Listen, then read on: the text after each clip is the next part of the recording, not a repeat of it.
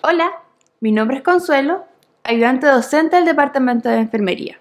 Y junto a mi compañera Catalina preparamos este material sobre la enfermería basada en la evidencia, la cual se abreviaría como EVE.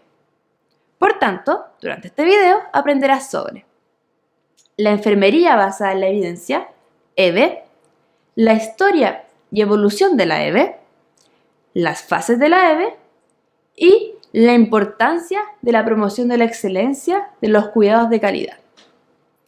Bueno, pero antes de empezar, visualicemos una situación en nuestro servicio de salud, en donde tengamos que tomar decisiones. Por ejemplo, por largo tiempo, y hasta la actualidad, se han ocupado las barandillas en alto en las camas de la población adulta y adulta mayor hospitalizada, indicado para prevenir caídas. Sin embargo, en los últimos años han surgido nuevos estudios que postulan que esto podría ser aún más riesgoso para la población adulta, ya que la persona, al querer levantarse para ir al baño, por ejemplo, querrá pasar por encima de la barandilla, teniendo una alta probabilidad de caerse del intento. Pero bueno, ¿cuáles son las últimas recomendaciones? Que la cama del paciente esté a una altura baja, idealmente a la altura de las rodillas, que los frenos de la camilla estén puestos, que las barandillas inferiores de la cama estén abajo, salvo indicaciones contrarias, y que los objetos personales estén al alcance de la persona. Pero bueno, ¿y cómo resolvemos este conflicto? Está comprobado que la mayoría de los profesionales toman decisiones por sus experiencias y por opiniones de otros profesionales de salud. Sin embargo, la EVE propone un cambio en la forma de cuidar. ¿Cómo? Buscando las mejores respuestas a nuestras incertidumbres a través de la investigación, considerando como pilares fundamentales la evidencia más actualizada y de calidad disponible, el juicio clínico profesional y las preferencias del paciente, al igual que los recursos disponibles, ya sean materiales o humanos. Luego de toda esta introducción, definamos lo que es la enfermería basada en la evidencia. Si bien hay múltiples definiciones, lo esencial es entender que es la aplicación consciente, explícita y juiciosa de la mejor evidencia científica disponible relativa al conocimiento enfermero, para tomar decisiones sobre el cuidado de los pacientes teniendo en cuenta sus preferencias y valores, e incorporando la pericia profesional en esta toma de decisiones. Ahora veremos un poco de la historia de la EVE, visualizando los principales hitos que dieron lugar a su conformación. En 1972, el médico Cochrane, en su libro Efectividad y Eficiencia, realiza reflexiones sobre los servicios sanitarios, criticando abiertamente al estamento de médicos por tomar decisiones sin tener en cuenta los resultados de la investigación en la práctica clínica. Por tanto, en 1991 se plantea por primera vez el concepto de medicina basada en la evidencia, definiéndose como la utilización consciente, explícita y juiciosa de la mejor evidencia disponible para la toma de decisiones sobre el cuidado individual de cada paciente, considerando además la elección del paciente, los recursos disponibles y el juicio profesional. Dada la popularidad de la MBE, en los siguientes años, su definición fue adaptada bajo el término de práctica basada en la evidencia, o la PBE, por otros profesionales sanitarios. En 1997 se empiezan a realizar las primeras conferencias tanto nacionales como internacionales de la EVE en Reino Unido. Y en 1998 se inician las primeras publicaciones sobre la EVE en revistas de enfermería y se crean los centros de enfermería basada en la evidencia. Estas son las fases de la EVE, conformándose primeramente por la formulación de la pregunta clínica. Luego, la búsqueda bibliográfica de material que me sirva para contestar esta pregunta. Siguiendo con la lectura crítica de este material, para posteriormente proceder con la implementación de los resultados de mi lectura crítica. Y finalmente, realizar una evaluación de esta implementación. Respecto a la formulación de la pregunta clínica, aquí reflexionamos sobre la práctica de enfermería con el fin de formular preguntas estructuradas y concretas que puedan responder a nuestros problemas identificados. Toda pregunta clínica bien construida debe tener ciertos elementos esenciales. Para guiarnos, se ocupa la nomenclatura en inglés PICO, en donde la P significa problema o población que se quiere estudiar. La I se refiere a la intervención que se quiere realizar. Solo si procede, la C hace referencia a la comparación de la intervención. Y la O son las variables que valoran los resultados. Para entender mejor, les presentamos esta tabla, en donde podemos ver algunos consejos y ejemplos para la formulación de una pregunta estructurada. Por ejemplo, para definir paciente o problema, es útil preguntarse: ¿cómo describiría un grupo de pacientes similares al mío? En la I nos podemos preguntar: ¿qué intervención principal estoy considerando? En la C, preguntarse: ¿cuál es la alternativa principal con la que puedo comparar la intervención? Para finalmente, en la O, preguntarse: ¿qué puedo esperar obtener con esta intervención? O ¿qué efecto puede causar realmente esta exposición? Se debe tener ojo en no confundir este tipo de preguntas con una pregunta simple.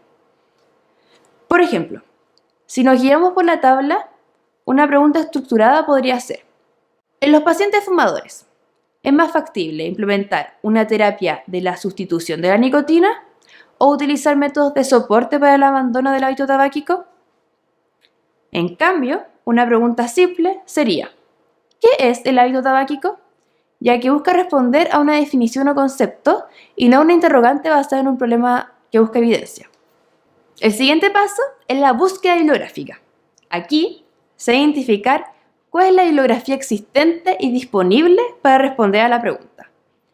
Es necesario disponer de un acceso amigable a las fuentes de información, así como también adquirir habilidades en el uso y explotación de las estrategias de búsqueda bibliográfica.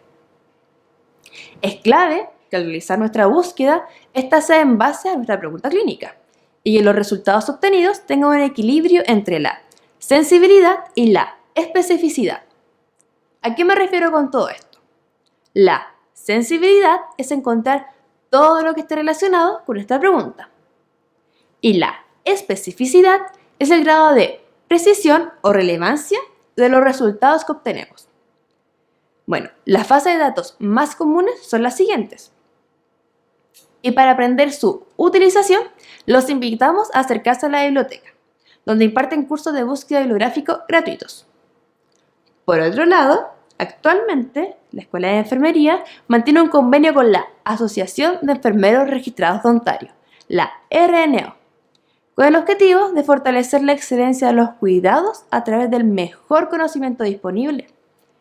Esto se concreta con la utilización del Programa de Directrices sobre Mejores Prácticas, las BPG, documentos que se han desarrollado de manera sistemática para ayudar a enfermeros o enfermeras y pacientes a tomar las decisiones oportunas en lo relativo a la atención sanitaria, a través de una serie de recomendaciones, siendo categorizada cada una a través de su grado de evidencia.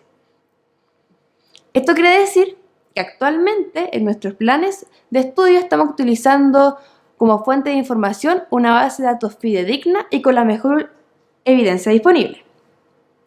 Bueno, una vez seleccionados varios artículos, es necesario hacer un análisis de ellos para evaluar su calidad a través de una lectura crítica, la cual se define como un proceso sistemático desarrollado para evaluar el diseño y la metodología del estudio, la calidad de los datos y analizar e interpretar los resultados. Esto ayuda a los profesionales a tomar decisiones adecuadas ante una situación clínica o de gestión concreta. Existen diferentes formas de evaluar un estudio, por ejemplo, a través de los niveles de evidencia, las pautas de evaluación, etc. Por lo que una forma de facilitar nuestro análisis de calidad de la evidencia es realizándose 3 preguntas claves que permiten establecer la validez, el significado de los resultados y su relevancia para nuestra práctica. Las preguntas claves para la lectura crítica son: ¿son válidos los resultados? ¿Cuáles han sido los resultados? ¿Me resultarán útiles los resultados en el cuidado de mi paciente? Además, existen diferentes criterios para realizar la evaluación de un estudio. Estos se diferencian según sea un estudio cuantitativo o cualitativo. Como puedes observar en la tabla, algunos criterios para evaluar una investigación cuantitativa son la validez interna, validez externa, fiabilidad y objetividad.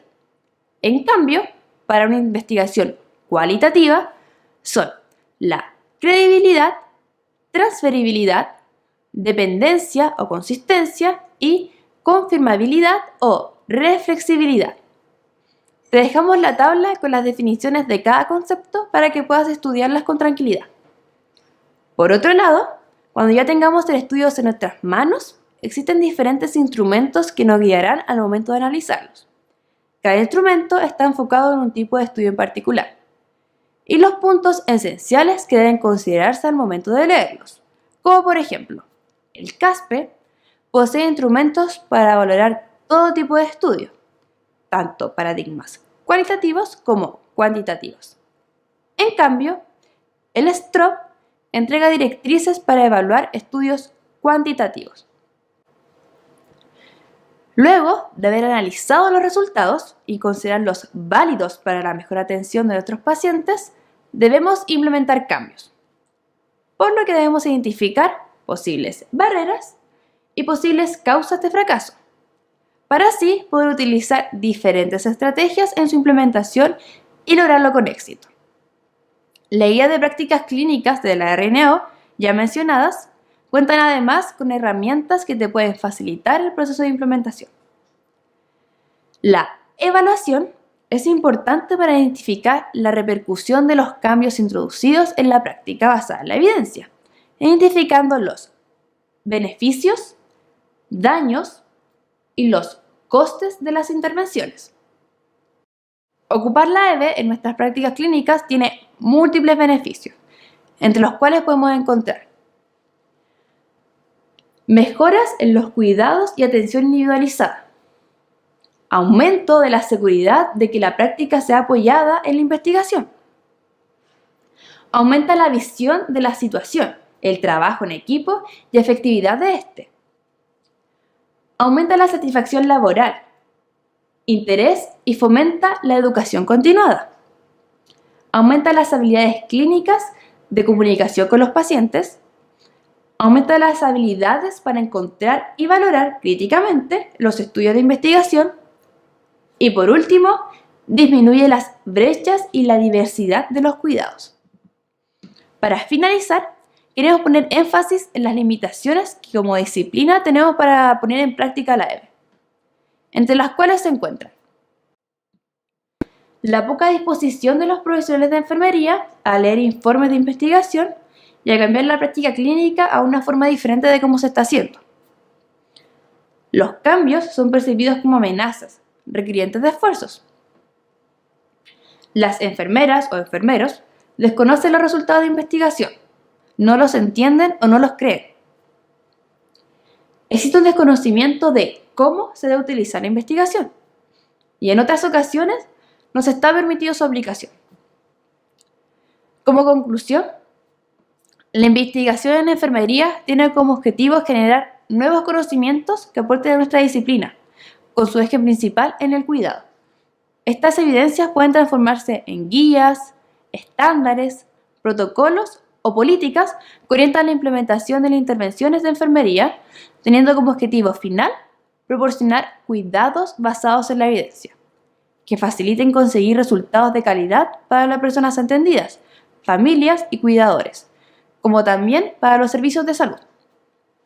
Por tanto, como futuras generaciones de enfermeros y enfermeras, tenemos un arduo trabajo por delante, hacia la excelencia de los cuidados. Te invitamos a acercarte a nuestra ayudantía y a despertar tu interés por este tema.